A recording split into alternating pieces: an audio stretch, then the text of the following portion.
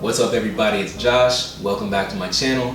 Thanks for stopping by. So today we're going to be brewing pour over coffee using a Chemex. Now what makes pour over coffee so special is that you can brew the coffee exactly how you want. It's a little bit more of a time consuming process, but there's a little bit of a ritual to it, a little bit of relaxation that comes with brewing your daily coffee.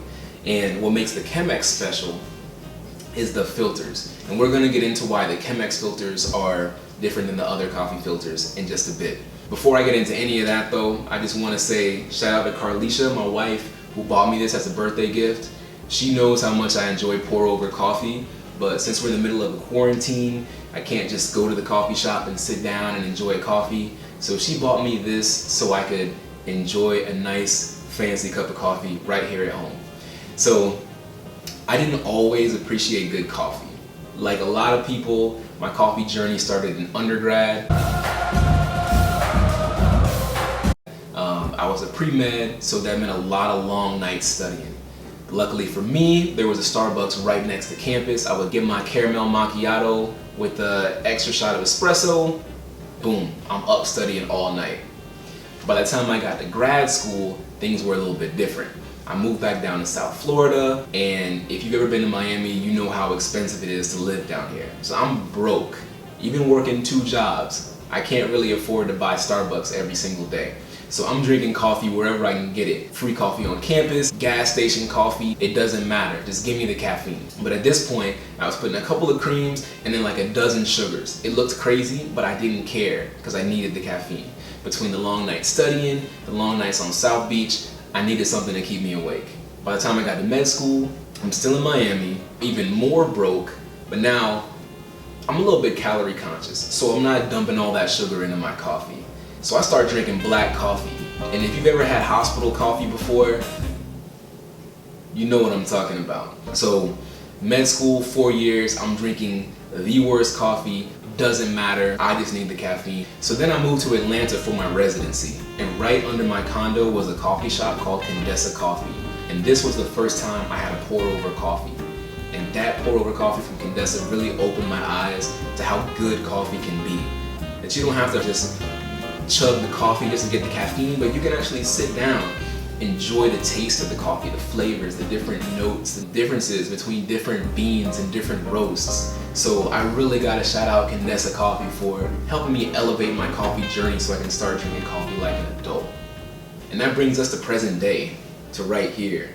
So what I'm gonna do is introduce you to all of the components that you need to make a great pour over coffee with a Chemex brewer. Then we're gonna go through the brewing process, and then we're gonna enjoy some coffee. So the first thing you're gonna need, obviously, is your Chemex. As you can see, it's kind of like a carafe shape. It's a really simple design, and when you put it together with these filters, you get some of the best coffee you've ever had.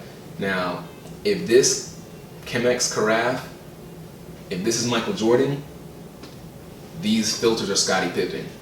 You don't get any rings unless these 2 things are combined. There's no Jordan without Pippen. There's no amazing Chemex coffee without the carafe and the filters. And the reason why these filters are so special is because they're thick. They're specifically made by Chemex, and they're designed to filter out all of the oils and fats and impurities and all of the dissolved particles that you don't want in your coffee, leaving you with just the flavor and aroma of your coffee beans. So these come in pre-folded squares or pre-folded circles. We've got the pre-folded squares here, and I'm going to show you how you use these in just a second. The next thing we've got is our kettle. So as you notice, the neck is a little bit different. So this is called a gooseneck kettle. And the reason why this is important is that it can help control the pour. You can control the speed of your pour, you can control the location of your pour, and it might sound like it may not matter, but when you're brewing pour over coffee, like I said, you really control every single aspect of it so you can make the coffee exactly how you like it.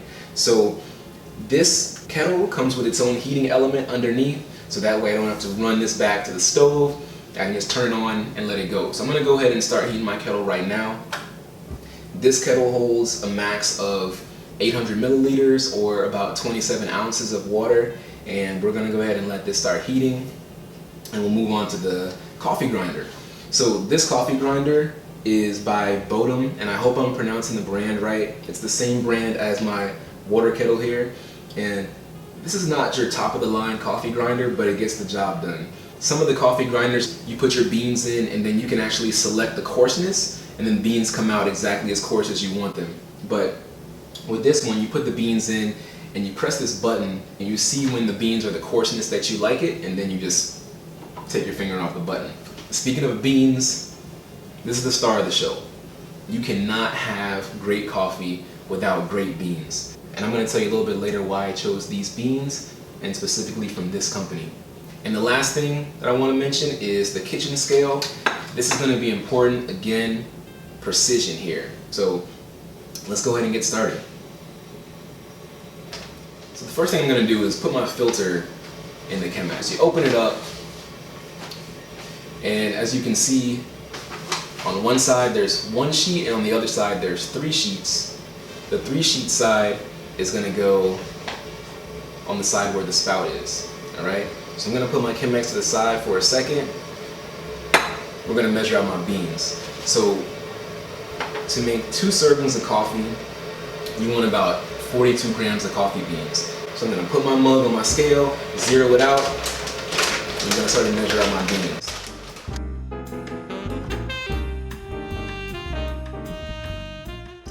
Alright, so we've got 42 grams of whole beans in this coffee mug. Let's set this off to the side.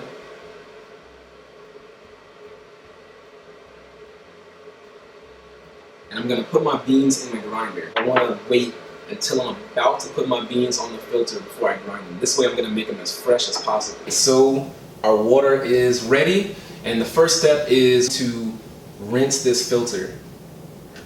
So we're not going to do a whole lot of water. We're just going to get the filter wet, and this is for 2 reasons. One, to rinse the filter so that we don't have any filter paper taste in our coffee. The second reason is so that we heat the Chemex so it stays at a constant temperature. So we're just going to swirl our water a little bit, and then when we're done, we're just going to pour out this water. Now it's time to brew some coffee. Alright, so now we're going to grind these beans. You don't want to grind it for too long. You just want to make sure that they're the same size. And when you're grinding coffee beans, you want them to be about as coarse as like kosher salt. And we're going to pour these beans right onto the filter.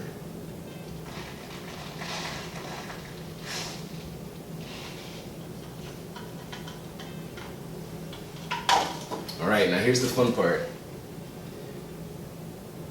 I'm going to use my phone as a timer. Now this whole brewing process takes about 4.5 minutes. So I'm going to start my stopwatch in just a moment. The first pour is the bloom, okay? So I'm going to zero my scale again, and I'm going to pour about 100 grams of water onto my beans, and we're going to let that sit for about 30 seconds. And what that's going to do is allow the coffee beans to first start interacting with the water, and you're going to start to get all the scents and aromas coming out, and it's going to start the brewing process. All I want to do is make sure I get all the coffee wet. Again, I'm only using about 100 grams of water here.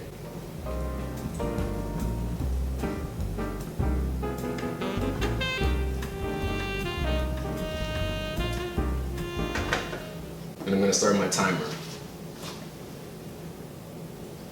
So if you're doing this at home, you're going to see the coffee start to kind of bloom. You're going to see it absorb the water. It's going to start to expand a little bit, and you start to get your first little drips of coffee going in.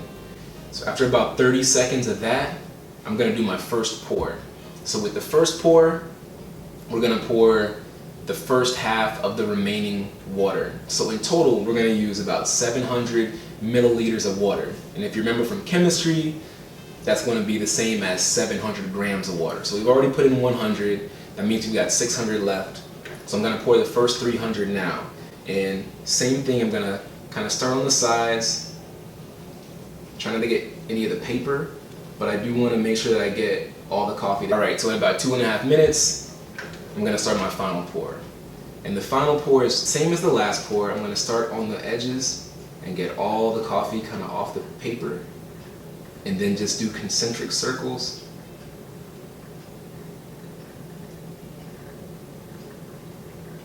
Until the pour is complete. Remember, we're getting to about 700 milliliters. You want to do about a 15-to-1 ratio of beans to water.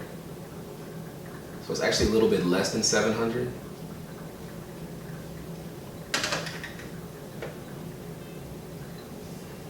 So now we just sit and wait and enjoy the brewing process. And if you meditate in the morning or have a mantra, this would be a great time just to take some deep breaths and think about how this coffee is going to help you have an amazing day. You've got a lot going on. You've got the sight of the coffee brewing. You've got the sound of the drip, drip, drip. You've got the smells going on.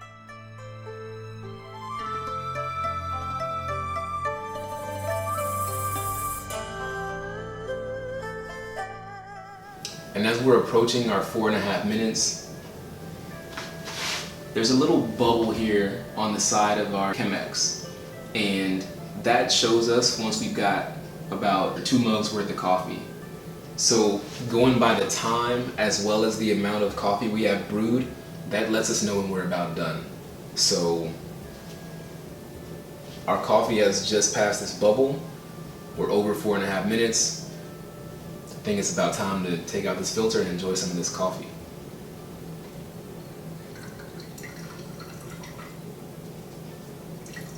There's a bit more water left over in my filter than I anticipated, but I decided to go ahead and end the brew now because over extracting the beans could negatively impact the flavor of my coffee.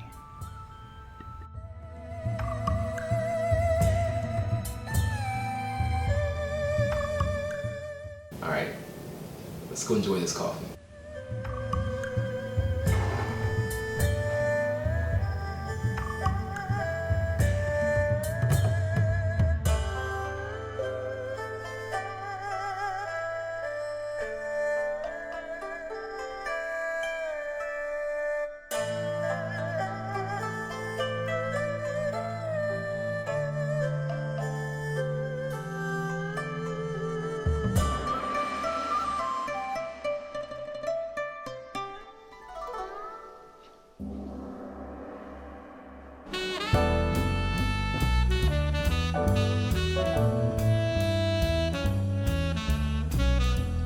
This is good coffee. And like I said before, you don't end up with good coffee unless you start out with good beans. And the company that brought us these beans is a company called Black and Bold. They're a small business, and what makes them special is that they contribute 5% of their profits to programs that help at-risk youth. They are blowing up. You can find them on Amazon, you can find them in Target stores nationwide. And the beans that I use today come from Limu, Ethiopia. They're sustainably sourced, they're naturally processed, and this is a light brew that has hints of chocolate, blueberry, and honey. So if you're a coffee drinker, I really hope you'll consider brewing your coffee at home with a Chemex. To me, it's the best way to get pure, clean, fresh coffee. And like I said, you can make your coffee exactly the way you want it. And because it's a bit of a time-consuming process, it can add a little something extra to your morning routine. You get to brew the coffee, enjoy the smells, enjoy the sounds, enjoy the sight of it brewing, and then you get to sit down and enjoy the taste and know that you created something that's gonna help power your day. So I hope you enjoyed this video as much as I'm enjoying this coffee.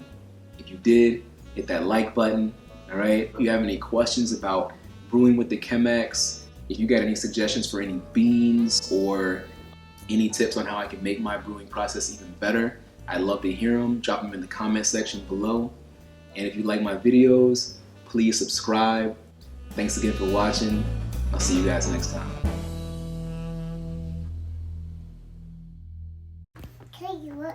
Don't forget to like, comment, and subscribe.